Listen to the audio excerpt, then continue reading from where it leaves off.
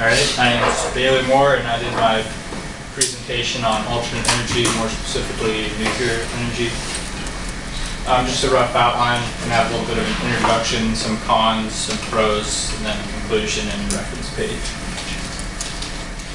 Just to start out, one of the main reasons that we need to begin to research and develop alternate energy sources is the lack of natural resources such as oil, gas, and coal.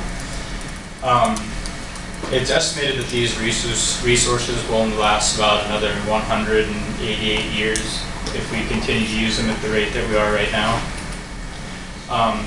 One of the problems with alternate energy is the fact that they can cost a lot of money and people aren't willing to necessarily invest in them.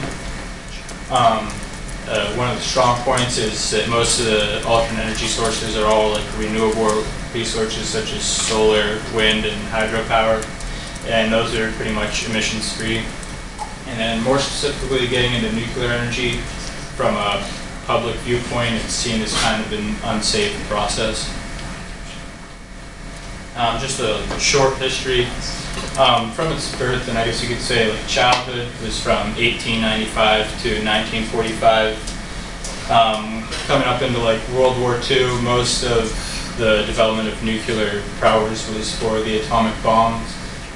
Following the end of World War II, it was moved on to naval propulsion and nuclear energy as power source.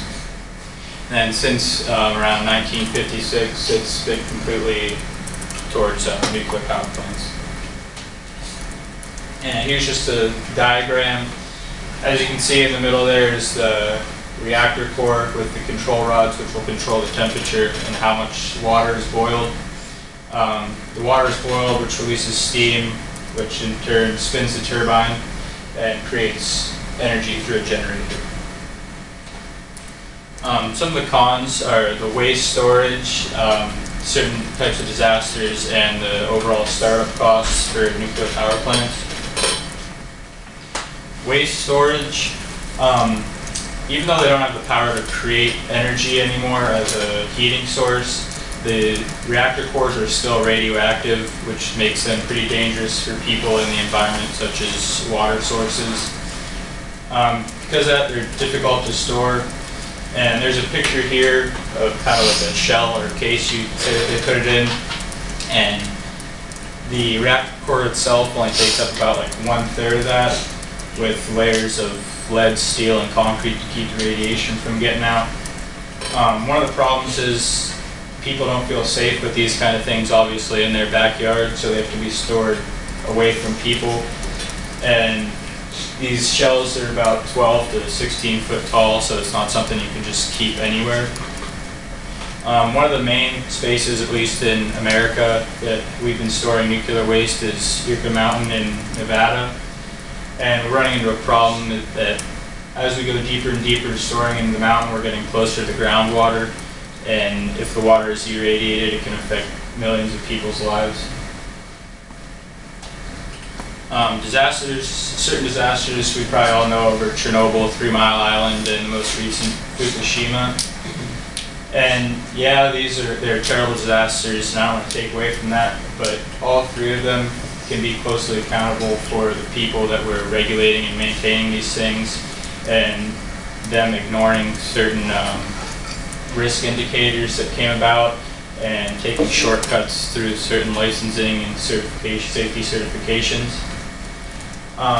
National security is a big one, because once you start transporting radioactive, or not necessarily radioactive, but these nuclear materials from country to country, or even off from country inside itself, they become a target for certain terrorist organizations, radical groups, or even just other countries that could want to take advantage of those in the wrong way.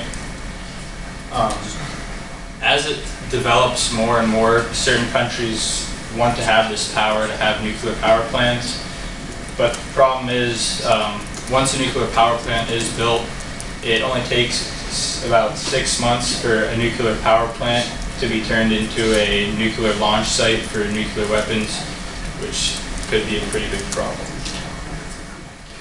The last, and I think is the most important con, I guess, would be the startup cost. There's a high amount of capital needed that goes into the creation of a power plant. It's about 70% of the overall cost of starting and maintaining a power plant. And this is just because of the engineering that goes into the safety and security of it and the certain certifications and licenses needed. And it's not a very strong point for investors because of the fact that it takes a while for these plants to be built, and it takes a while for them to start actually paying out to investors. It can be about a decade to a decade and a half before they start to pay out. And then the recent spike in natural gas as a resource, it's obviously lowering the cost of natural gas, making that more reliable to run certain power plants. But as that runs out, we're going to have to look towards, obviously, our renewable resources. Some pros: we have production ratio. There's nearly zero emissions, a little cost comparison to our natural resources that we use now, and just kind of an idea of safety through time. Here's a pretty simple chart, the source of emissions-free electricity from 2012. Nuclear came in at about 64%, with hydroelectric power at about 22%. And then we have solar, wind, and geothermal combined for only about 14%. And here's a chart. As you can see, we have all different renewable and non-renewable resources on there. And then we have certain emissions such as greenhouse gases, sulfur oxide, particle matter, which is things just like dust or debris that would come off the production at plants, and or transportation, because it's a life cycle chart, which means it goes from the mining of these resources all the way to the transportation of waste to waste deposit sites. And you can see, obviously, nuclear, aside from a couple categories such as greenhouse gases with hydroelectric power, and then the NO emissions with wind, is about in first place for the least amount of emissions if you take an average of all 5 categories. Here's a production's cost chart. The green line is going to be the nuclear, the red will be coal, and then blue is gas, with petroleum being the yellow line. And you can see up until 2008, nuclear has been on a steady decline for the cost of energy, and that's in cents per kilowatt hour. Obviously, if we took into account the new found resource, the natural gas, if we took the chart over a little farther, you could probably assume that it would drop down a little bit there. This is annual industry average of significant events, and over here I have some of the things that are listed or considered significant events, such as the degradation of safety equipment, operation outside specific limits, unexplained release of radiation exceeding limits. And from 1988 up until 2004, you can see a steady decline in the amount of these significant events that have happened. For my conclusion, nuclear energy at this point may not be the best choice, but as time goes on and resources continue to dwindle, it'll become more cost efficient and also more of a safe alternative to those resources that we use now. Questions?